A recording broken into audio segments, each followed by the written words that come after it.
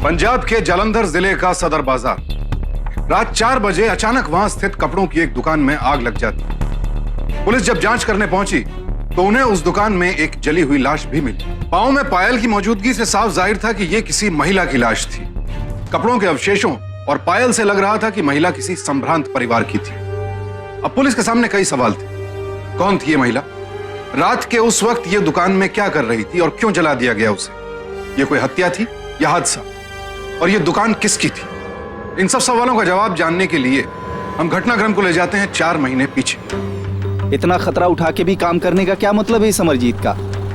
ओए, गंदे धंधे का भी एक उसूल होता है, जितना ज्यादा खतरा उतना ज्यादा मुनाफा। लेकिन मेरे भरा पकड़े गए तो नुकसान भी उतना ज्यादा होंदा और ठुकाई अलग से। ओए, शक्ल अच्छी नहीं है पर कम से कम बात तो अच्छी किया कर। सवेरे सवेरे गंद बकता रहता है। और वैसे भी आजकल पुलिस की नाकेबंदी कुछ ज्यादा ही बढ़ गई है। लेडीज एंड जेंटलमैन, कम समय में ज्यादा पैसा कमाने के चक्कर में हमारे स्टेट के यंगस्टर्स बेईमानी के धंधे में घुसते ही चले जा रहे हैं। और इन बेईमानी के धंधों में सबसे प्रमुख धंधा है अवैध शराब का धंधा।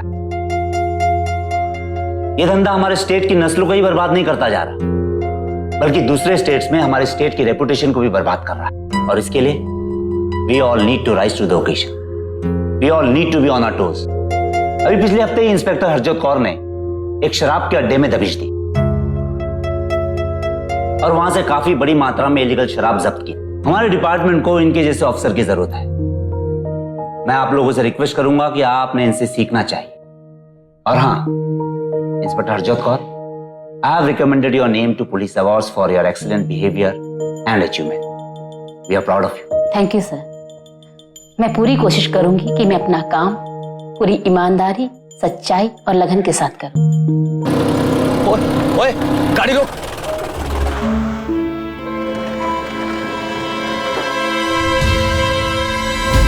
मेरे मुंह में कीड़े पड़े, मनहूस कहीं का। शैतान का नाम लिया और शैतान खड़े। अब मेरी शक्ल क्या देख रहा है? गाड़ी मोड़, जल्दी मोड़।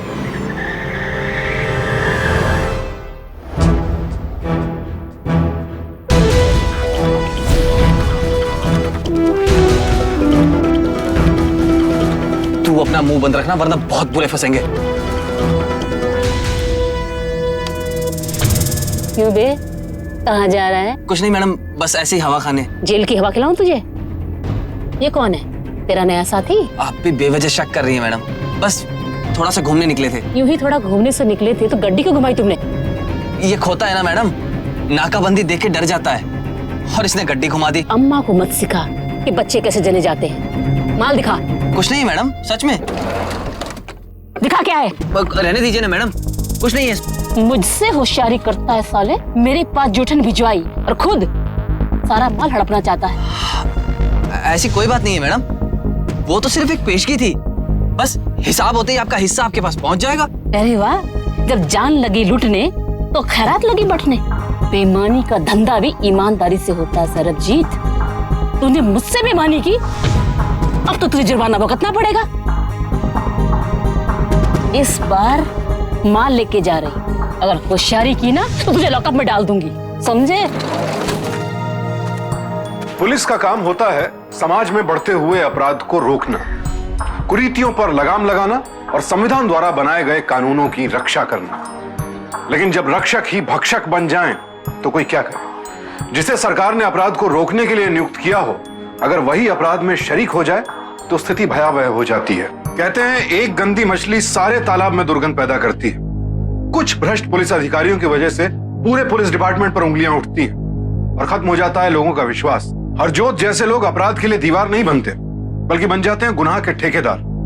और सरबजीत जैसे लोगों को बढ़ावा देने में ऐसे भ्रष्ट कर्मचारियों का बहुत बड़ा हाथ होता है। इन पुलिस वालों से तो जल्लाद अच्छे, पूरे महीने भर की कमाई ले गए। पुलिस वालों पे अपनी भड़ास क्यों निकालते हो? तुम कौन से दूध को धुले हो? मैं पूछती हूँ ये सब करते ही क्यों हो? दो ईमानदारी की रोटी नहीं कमा सकते? तेरे पियो ने दहेज में 100 बीघे खेत दे दिए थे मेरे को। देखो जी, मेरे बाबूजी को बीच में ना लाओ। तो तू भी मेरे धंधे के बीच में ना पड़। जा, जाकर रोटी बना। दोनों औरतों ने जीना हराम कर रखा है। गांव में फसल की कटाई हो गई? जी बाबूजी, पर कुछ मिला नहीं। फसल सड़ गई थी, इस बार बीज में ही खोट था। यही तो मैं भी कह रहा हूँ बेटा कि अगर बीज खराब हो ना तो फसल तो खराब हो ही जाएगी ना। मतलब बेटा ये जो तू धंधा कर रहा है ना, शराब के काले धंधे, उसमें कालिक लग ही जाएगी बेटा। ना तेरे लिए अच्छा है और ना तेरे परिवार के लिए। परिवार के लिए तो ये सब कुछ कर रहा हूँ ना बाबूजी। और ये काला धंधा, कालिक, ये सब तो गुजरे जमाने की बातें हैं। सीधे रास्ते तो आदमी 2 वक्त की रोटी तक नहीं खा सकता। नहीं बेटा, इन धंधों में कभी बरकत हो ही नहीं सकती। तू जितना भी कमाएगा ना वो तुझे कम पड़ेगा। हाँ, अरे दिल में हमेशा चोर बना रहेगा, नींद नहीं आएगी तुझे, सुकून नहीं मिलेगा बेटा। चोर वही है बाबूजी जो पकड़ा जाए। और वैसे भी आजकल इस फसल के धंधे में कमाई से ज्यादा तो खर्चे हो जाते हैं, और मेरा इस काम में मन नहीं लगता है बाबूजी। देख पुत्र, तुझे खेती नहीं करनी है ना तो ना कर। हाँ? कोई दूसरा धंधा खोल देंगे तेरे लिए। हाँ? नेक धंधे की कोई कमी है क्या बेटा? बस करो ना बाबूजी, नेकी का काम करे कौन सी लंका जीत ली आपने। मैनू मेरे तरीके से काम करने दो। शराब के धंधे में 400% की कमाई है और मुझे यही काम करना है। और बाबूजी ये सुबह सुबह मेरा दिमाग ना खराब किया करो, मुझे जरूरी डील के लिए जाना है।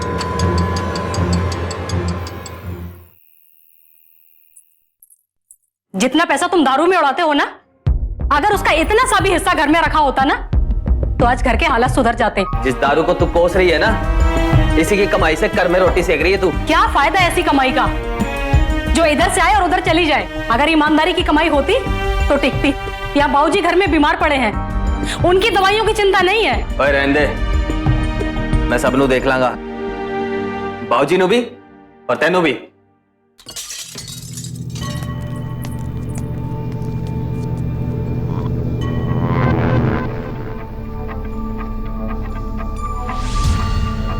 अरे वाह, ये बाबूजी को क्या हुआ? बाबूजी ये सब क्या है? तुसी शराब पी के आए हो? पुत्र, बाबूजी, बाबूजी, मैंने शराब पी। अरे जब बेटा काले धंधे करता है तो एक बाप का फर्ज बनता है कि वो उसका साथ दे। मैंने वाहे गुरु से दुआ की थी कि मुझे ऐसा बेटा देना जो मेरे नेक काम को आगे बढ़ाएगा। बेटा तूने मेरे बुढ़ापे में मेरे चेहरे पर काले धंधे से कालिक होते हैं। बेटा तुझे शराब पीने में बहुत खुशी मिलती है ना, इसलिए मैंने भी शराब। नहीं बाबूजी, बाबूजी, बाबूजी मुझे माफ कर दो। आज के बाद कभी शराब नहीं पियोगे बाबूजी। बाबूजी मुझे वादा करो। बेटा मैं बाबूजी वादा करता हूं बेटा। बाबूजी। अपने पिता को नशे में देख सरबजीत का काले धंधे का नशा उतर गया। टूटे हुए जसपाल के आंसुओं ने सरबजीत को अंदर तक झकझोर कर रख दिया था। वो पछतावे की आग में जल रहा था। दलजीत से हुए बार बार के झगड़े वो नहीं कर पाए जो पिता की दी हुई एक सीख ने कर दिखाया। सरबजीत ने मन बना लिया कि अब वो सारे काले धंधे छोड़कर नेकी के रास्ते पर चलेगा। इस काम में जसपाल जी ने भी उसकी मदद की। उन्होंने कर्ज लेकर सरबजीत को एक साड़ियों की दुकान खुलवा दी। जसपाल जी को लग रहा था कि अब गाड़ी पटरी पर लौट आई, लेकिन सरबजीत की किस्मत को शायद कुछ और ही मंजूर था।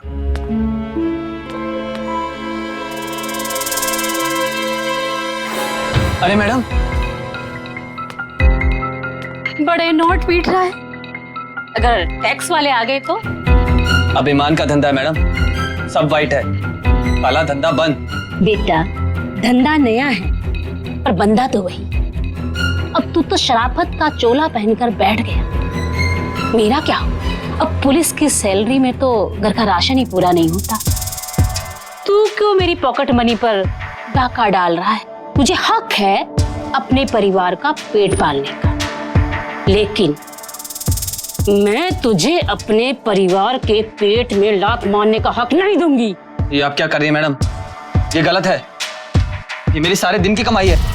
900 चूहे खा के बिल्ली हज को चली। अब तू सिखाएगा मुझे कि क्या सही और क्या गलत।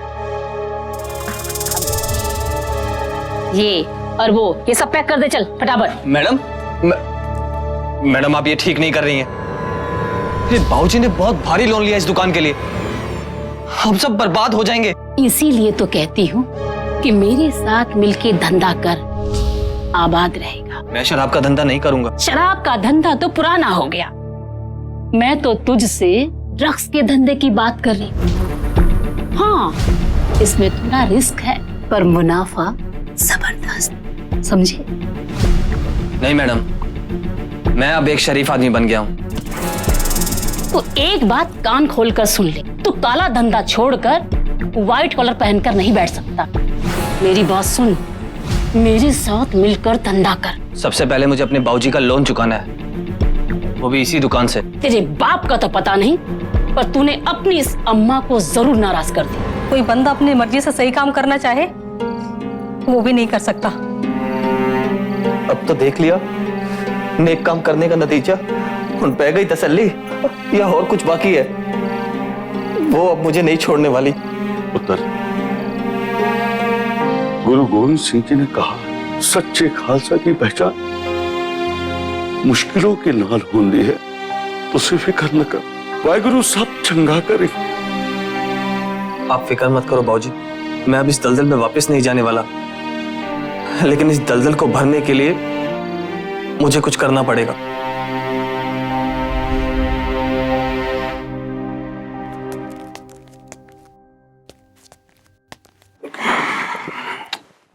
कसम खाना तो आपके लिए कपड़े पहनने के बराबर है। कल बाबूजी की बातें सुन के तो मुझे ऐसा लगा था जैसे साक्षात गुरु गोविंद सिंह जी तुम्हारे अंदर समा गए। तुम्हारी चमड़ी तो भैंस की चमड़ी से भी मोटी है, दिमाग पे कोई असर ही नहीं होता। चुप! एक तो वहां वो साली पुलिस वाली गले में कुछ नहीं छोड़ती, ऊपर से घर आओ तो तू जो दिमाग खाती है वो अलग से। अब मेरा दिमाग ना चाट और जा कुछ खाने को ला।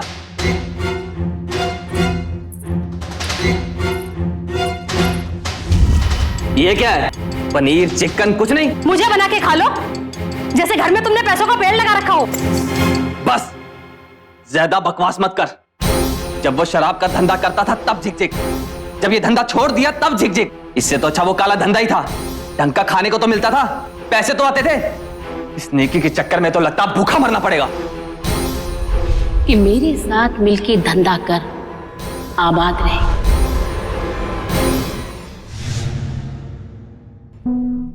सत श्री अकाल मैडम जी,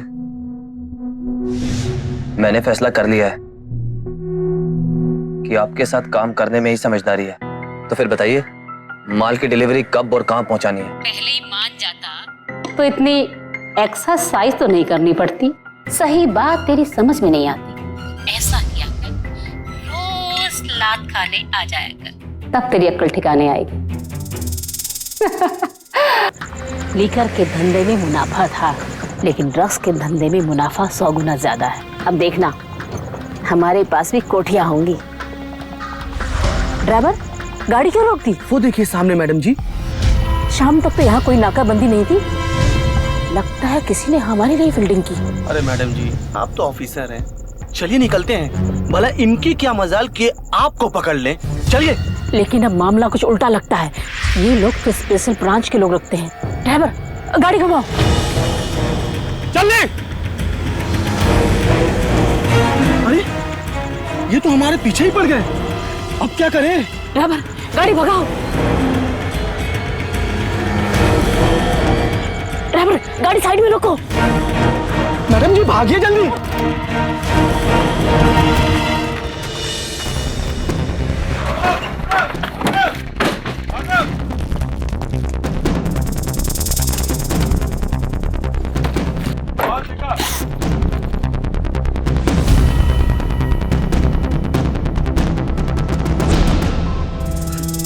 कौन था जिसने फील्डिंग लगवाई?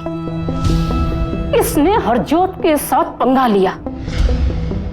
कौन इस डील के बारे में जानता था? एक मैं, एक पार्टी जिसका मैं माल लेकर जा रही थी, और तीसरा सरबजीत। जब मैंने ये काम नहीं किया और पार्टी खुद क्यों अपना कंसाइनमेंट पकड़वाएगी? सरबजीत, ये काम केवल उसी का हो सकता है। हरजोत ने कभी सपने में भी नहीं सोचा था कि उस जैसी शातिर खिलाड़ी के साथ भी कोई ऐसा खेल खेल सकता है। वो गुस्से में झुलस रही थी। उसे यकीन ही नहीं हो रहा था कि सरबजीत ने उसके खिलाफ जाने की हिम्मत कैसे की। उधर सरबजीत ये सोचकर निश्चिंत था कि हरजोत पकड़ी जाएगी, पर वो ये नहीं जानता था कि पुलिस की नाकेबंदी से बच निकली हरजोत अब उल्टा वार करने की तैयारी में थी। मुझे नहीं रहना तुम्हारे साथ। आए दिन नए स्यापे, 50 बार समझा चुकी हूँ। आराम नाल रोटी खा लो। पर तुम्हें को समझ ही नहीं आती है। यार तो खुशी का मौका है, आखिरी बार पी लेने दे। आज मैंने उस चुड़ैल का दिमाग ठिकाने लगा दिया। बस यही कमी बाकी रह गई थी, पुलिस वाली से दुश्मनी मोल ले ली। अरे पता नहीं मेरे बाबूजी ने क्या देखा था तुम्हारे अंदर। मेरे साथ साथ जिन्ने लोगों का ब्याह हुआ था ना, सबके बाल बच्चे भी हो गए, पर तुम्हें को समझ ही नहीं आती है। अरे फिक्र मत कर, सबसे बड़ी फिक्र तो मिटा दी मैंने।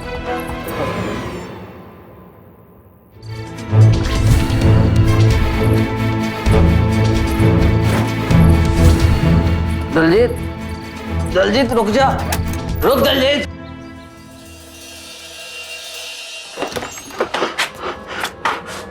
सरजीत, अरे उठ पुत्र, उठ उठ। क्या हुआ बाबूजी? अरे पुलिस आई है, हमारी दुकान में आग लग गई है, बहू भी घर में नहीं है, अरे लाश भी नहीं हमारी दुकान। क्या? तो तुम हो इस दुकान के मालिक, ये आग लगी कैसे यहाँ?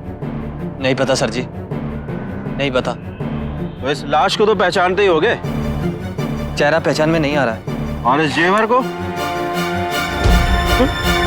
ये तो मेरी बहू दलजीत के जेवर है।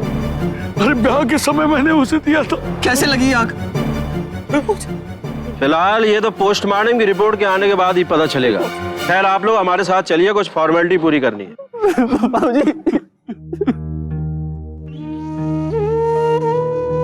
क्या दुश्मनी थी मेरी बेटी किसी के साथ? क्या हुआ उसे?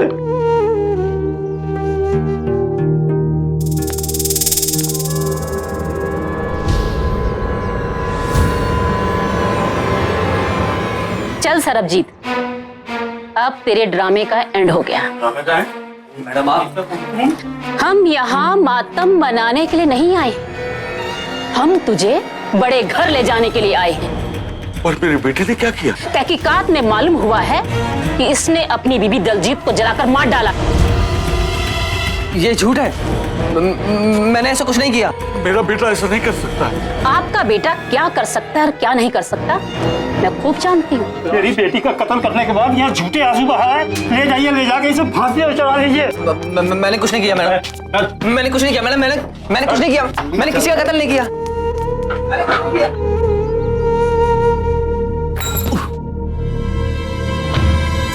तेरी हिम्मत की दाद देनी पड़ेगी। पानी में रहकर मगरमच्छ से बैर लिया है तूने। कहते हैं ना, पुलिस वाले की ना दोस्ती अच्छी और ना ही दुश्मनी अच्छी। पर तू तो दोनों ही कर बैठा, दोस्ती करके पीछे से दुश्मनी निभाई है तूने।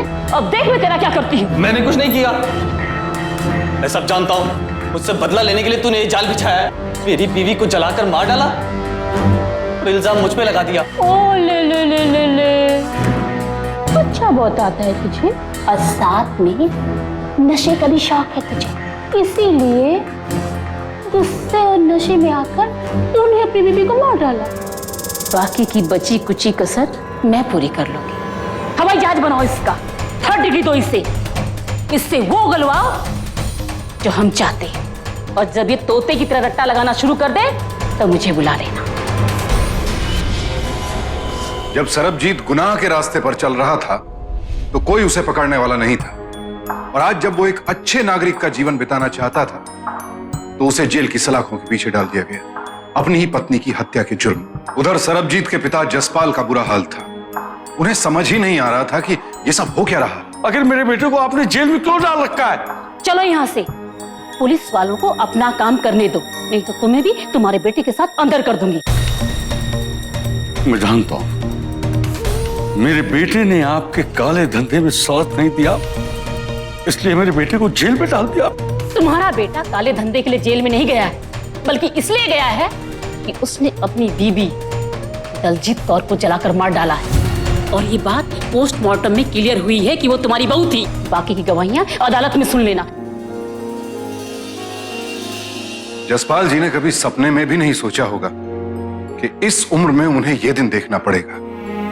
बेटा जेल में था, अपनी ही पत्नी की हत्या के जुर्म में। जसपाल ये तो मानते थे कि सरबजीत और दलजीत के बीच झगड़े होते थे, लेकिन सरबजीत दलजीत की जान ले सकता है, इस बात का उन्हें यकीन नहीं था। मगर लाश से मिले गहनों का उनके पास कोई जवाब नहीं था। सरबजीत को अदालत में पेश किया गया तो उसके गुनाहों का पिछला रिकॉर्ड उसके विरुद्ध था। लेकिन जसपाल जी को ज्यादा हैरानी तब हुई जब सरबजीत के ससुर यानी दलजीत के पिता बलजीत ने उसके खिलाफ गवाही दी। मेरे पास अक्सर दलजीत के फोन आया करते थे। वो बताया करती थी कि ये उससे रोज झगड़ा करता है और उसके हाथ पैर तोड़ देने की, जान से मार देने की धमकी देता है। मैंने सोचा मियाँ बीवी का झगड़ा है, आपस में सुलझ जाएगा। मुझे क्या पता था कि मैं अपनी बेटी को खो दूंगा। ये हत्यारा है जज साहब, हत्यारा। मिलॉर्ड, मैं गवाह के तौर पे कुछ पड़ोसियों को बुलाना चाहूंगा। साहब, दलजीत अक्सर झगड़े के बाद हमारे घर आती थी तो रोती थी। उसकी जिंदगी नर्क हो गई थी। आए दिन मार पिटाई की आवाजें आती थी उसके घर से। साहब, वारदात की रात में हल्का होने के लिए उठा, छत पर सोया था। अचानक सड़क से आवाज आई। मैंने झांक कर देखा दलजीत भी आगे आगे जा रही है और गुस्से में भड़का हुआ सरबजीत उनको पीछे से आवाज दे रहा था कि वापस आ जाओ वरना जान से मार दूंगा। झूठ है ये सब। मैं नशे में था, ये बात सच है। मैंने उसे रोकना चाहा, ये भी सच है। लेकिन मैंने उसे मारा नहीं जज साहब। मैं उस तक पहुंचता इससे पहले ही मैं चक्कर खा के गिर गया। लेकिन मैंने उसका कत्ल नहीं किया जज साहब, मैंने उसका कत्ल नहीं किया। योर ऑनर, सभी गवाहों के बयानात से ये साफ हो जाता है कि दलजीत की मौत कोई हादसा नहीं बल्कि सरबजीत की सोची समझी साजिश का नतीजा है। योर ऑनर, मेरी अदालत से दरख्वास्त है कि केस की पूरी तहकीकात तक मुजरिम को पुलिस कस्टडी में भेजा जाए। तमाम गवाहों के बयान सुनने के बाद अदालत सरबजीत को 4 दिन की पुलिस रिमांड पर भेजती है। इस केस का फैसला अगली तारीख तक के लिए मुलतवी किया जाता है।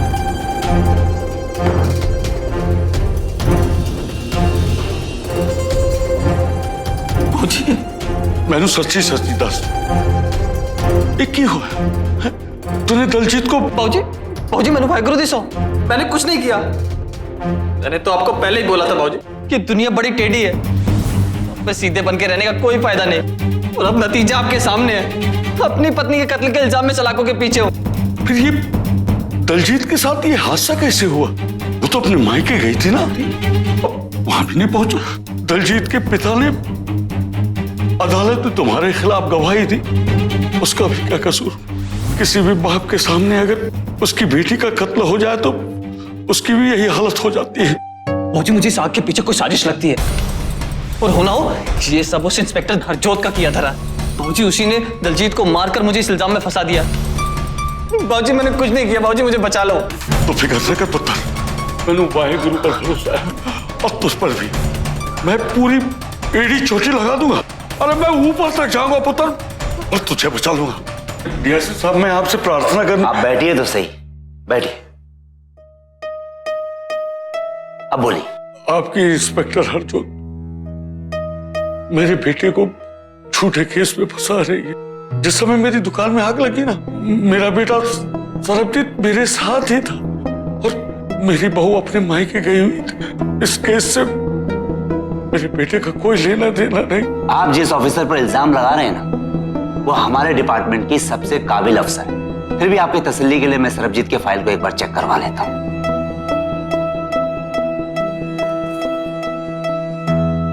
हाँ, वो इंस्पेक्टर हरजोत कौर को भेजना जरा।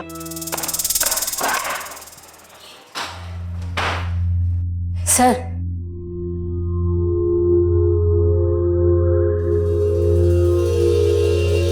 सर, मुझ पर जो इल्जाम लगा रहे हैं कोई तो सबूत लाने के लिए कहिए ही नहीं।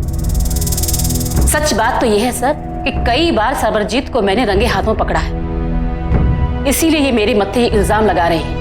रही बात उसकी बीवी की मर्डर की, तो गवाहों के हल्फिया बयान के बेस पर मैंने उसे गिरफ्तार किया है। आप चाहे सर दोबारा से इन्वेस्टिगेशन करवा सकते हैं। देखिए जसपाल जी, सब कुछ आपके सामने है। लाश के पास से आपके बहू के जेवर का पाया जाना और फिर लाश के पास से ही आपके बेटे के कमीज के जले टुकड़ों का पाया जाना साफ इस बात की ओर इशारा करता है कि आपके बेटे ने नशे की हालत में दलजीत को रोका होगा। दोनों में हाथापाई हुई होगी और दलजीत की मौत हो गई।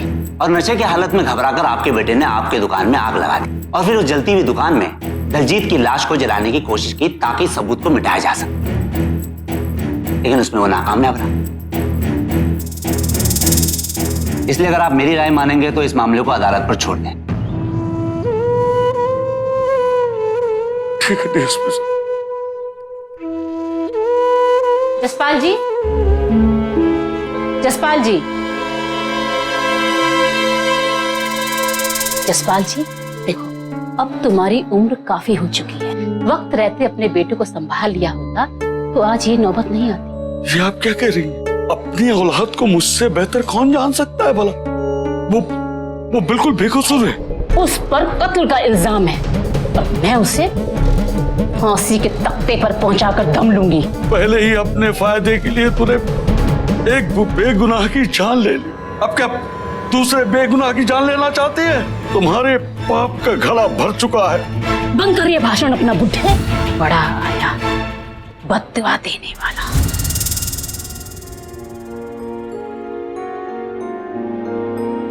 हरजोत की बातों से जसपाल को पूरा यकीन हो गया था कि उनका बेटा जो कुछ कह रहा था बिल्कुल सही था।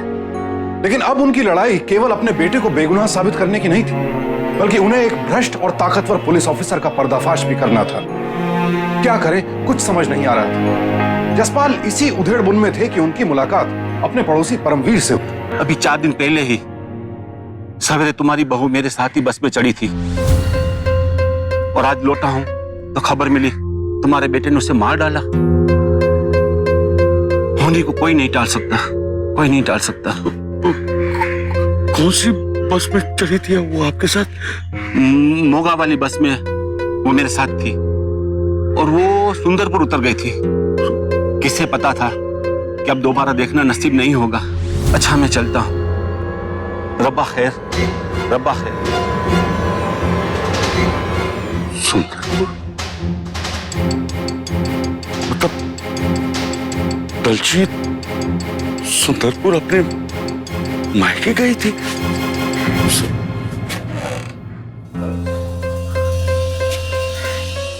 अब क्या लेने आए हो यहाँ?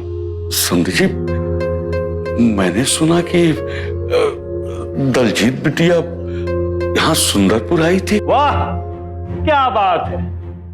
बेटे ने मेरी बेटी को मार डाला और बाप आ गया उसकी पैरवी करने के लिए। मेरी बेटी को मार के भी तुम लोगों का दिल नहीं भरा? जो झूठे गवाह खरीद रहे हो तो अपने नालायक बेटे को बचाने के लिए।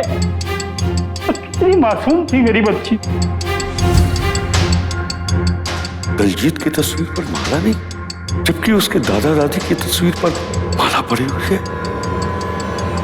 और ये क्या, दलजीत का बैग यहाँ का कर रहा है? दलजीत ये बैग? अरे घर लौट रहा था तो रास्ते में फेरी वाला बेच रहा था। सस्ता है और मजबूत भी है, इसलिए खरीद लिया। अब खड़े खड़े सोच क्या रहे हो तुम? है? निकल जाओ इस घर से अभी के अभी। अरे निकला ना तो। और सुन लो दोबारा एक बात ध्यान से, दोबारा यहाँ आने की हिम्मत मत करना। दफा हो जाए यहाँ से। वाहिगुरु, ये कैसी साजिश है? दलजीत अगर जिंदा है तो यहाँ जरूर किसी ने देखा होगा उसे। मैं आसपास के लोगों से पूछूंगा, मेरी बहू जरूर मिल जाएगी, मेरा बेटा बच जाएगा।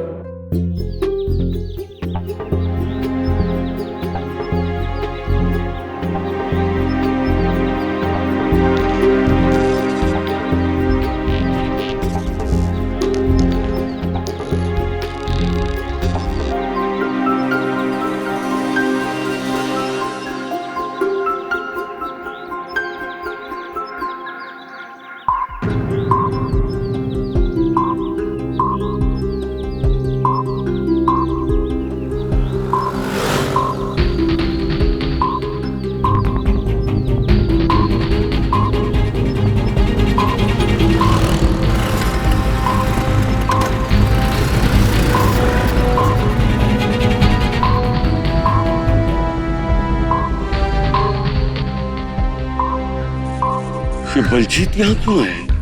कहीं मेरी बहू दलजीत यहाँ तो नहीं आने वाली है?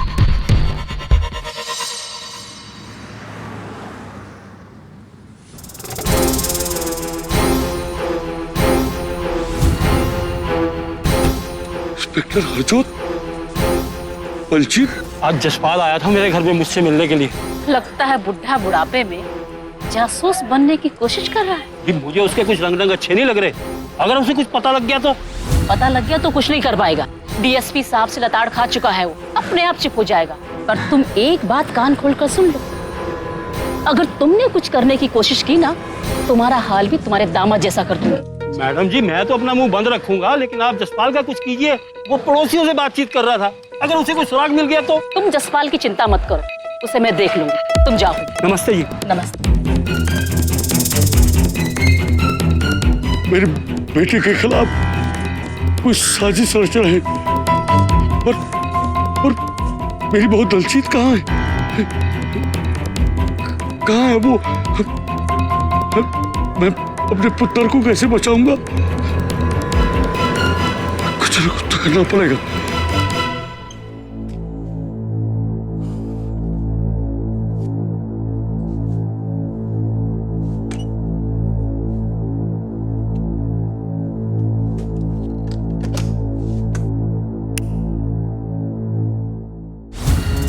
चौंक गया मुझे देखकर। बहुत समझाया था ना बुढ़े, पर जब तुझे तेरी उम्र का लिहाज नहीं तो मैं क्यों रखूं? उनके पास अपने बेटे को बेगुनाह साबित करने का अब एक ही रास्ता बचा था, किसी भी तरह दलजीत को ढूंढकर सामने ले आए। लेकिन कहां से, यह रास्ता उन्हें नहीं सूझ रहा था। हरजोत के जुल्म के बावजूद जसपाल जी ने हिम्मत नहीं हारी। एक हाथ में प्लास्टर बंधा होने के बावजूद दलजीत की खोज को जारी रखा।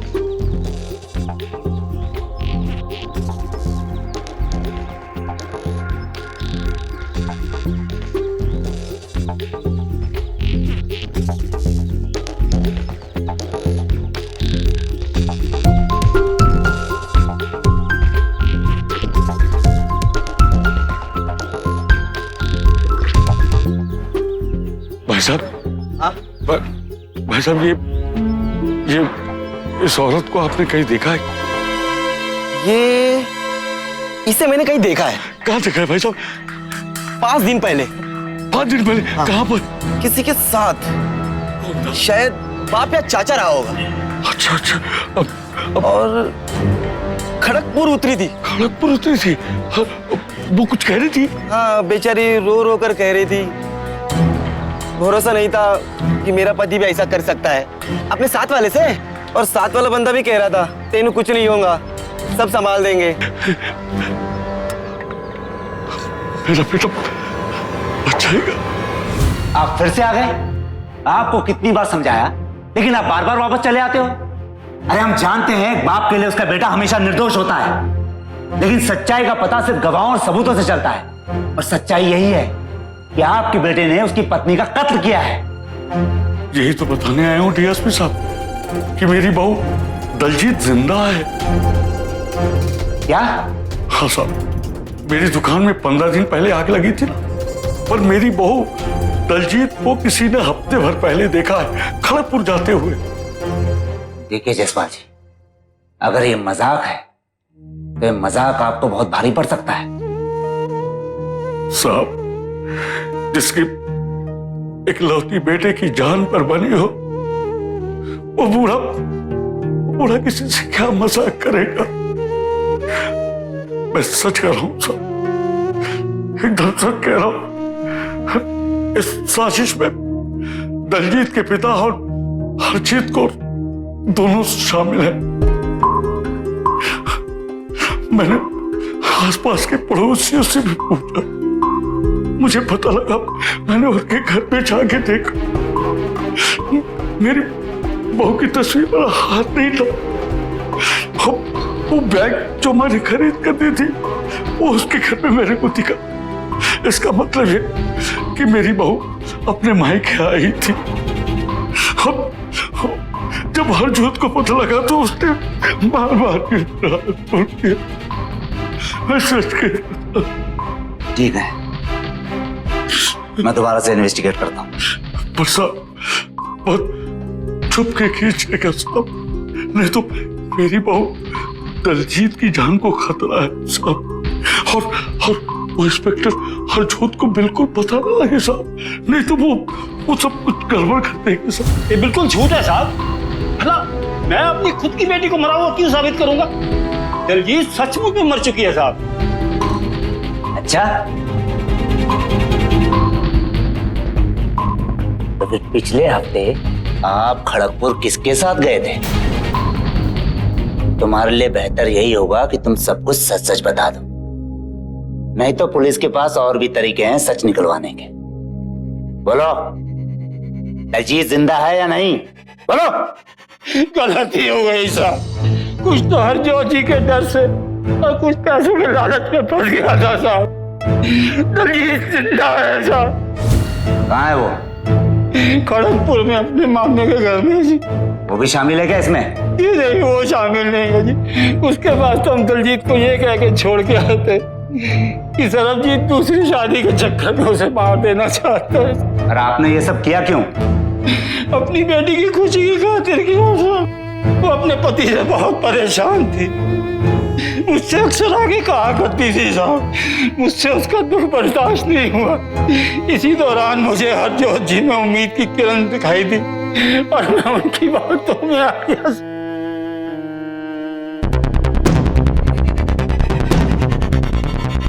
Hello, inspector Harjot Kaur is suspended now. उससे फौरन उसका चार्ज वापस लो, उसके वेपन्स को कॉन्फिस्केट करो और आर्मनी में जमा करवा दो। अरे गाड़ी तैयार रखो, हमें भी निकलना है खड़गपुर के लिए, फौरन।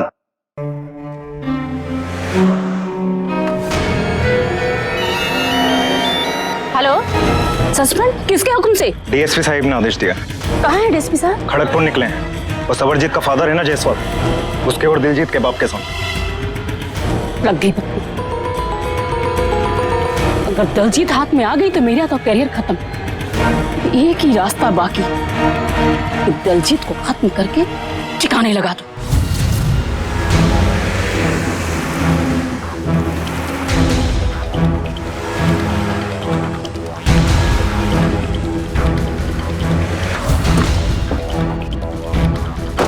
दलजीत, दलजीत, जल्दी चलो मेरे साथ, थाने चलना है। पर हुआ क्या मैडम जी? मेरे साथ थाने चलो, तुम्हारे पति ने तुम्हारे बाप के खिलाफ रिपोर्ट लिखाई है। पर मैडम जी कुछ तो बताइए, हुआ क्या? तुम जल्दी चलो, मैं तुम्हें रास्ते में सब बताती हूँ। आओ चलो।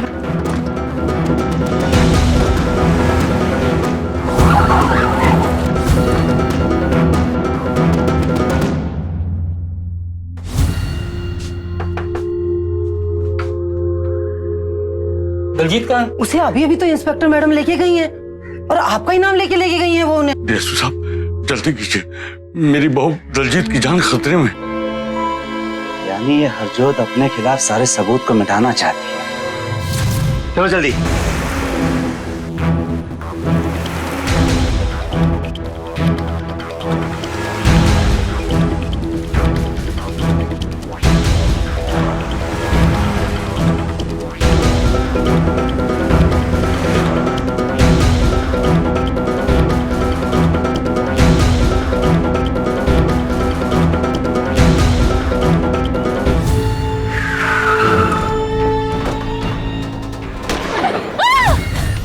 हिलना नहीं हरजोत।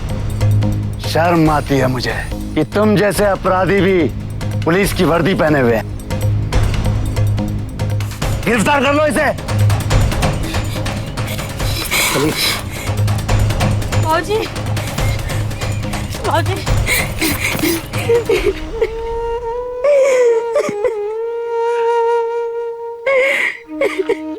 बुरे से बुरा वो है जो किसी को अच्छे रास्ते पर चलने न दे। सबसे बड़ा अपराधी वो है जो रक्षक के भेष में भक्षक बनकर बैठे।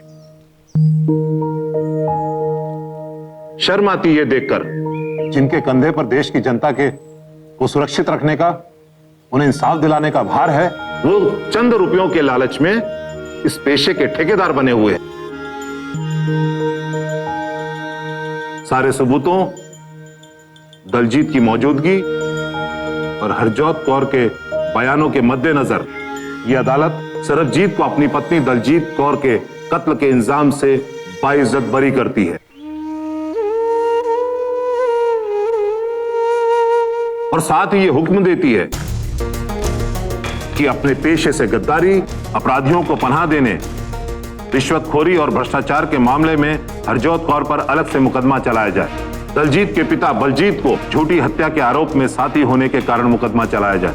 साथ ही पुलिस को यह ताकीद की जाती है कि जनता की रक्षा की जिम्मेदारी नैतिक तरीके से निभाए। हरजोत के सर पर जिम्मा था कानून के पालन का, लेकिन उसने कानून का, अपनी वर्दी का इस्तेमाल अपने फायदे के लिए करना शुरू कर दिया। कानून तोड़ने वाले कानून के ऐसे भ्रष्ट रक्षक अक्सर खुद ये भूल जाते हैं कि कानून के हाथ बहुत लंबे होते हैं। हरजोत अब सजा काट रही है।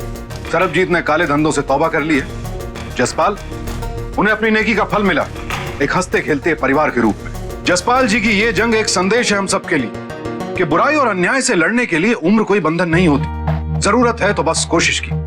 अगर जसपाल जी समझौता कर लेते तो अपने बेटे को खो बैठते। इसीलिए अन्याय से समझौता ना करें, उससे लड़ाएं पंजा। न्यायपालिका का ध्येय वाक्य है सत्यमेव जयते, लेकिन जीत के लिए लड़ना पड़ता है। तो लड़िए अन्याय के खिलाफ और दीजिए उसे मुंह तोड़ जवाब। और सावधान हो जाएं हरजोत जैसे लोग जो सिर्फ अपनी जेबें भरने के लिए सरबजीत जैसे लोगों के गुनाहों को बढ़ावा देते हैं। याद रखिए, बुराई कभी सुख देकर नहीं जाती, काले धंधे देकर जाते हैं सिर्फ कलंक का काला दाग। सावधान इंडिया।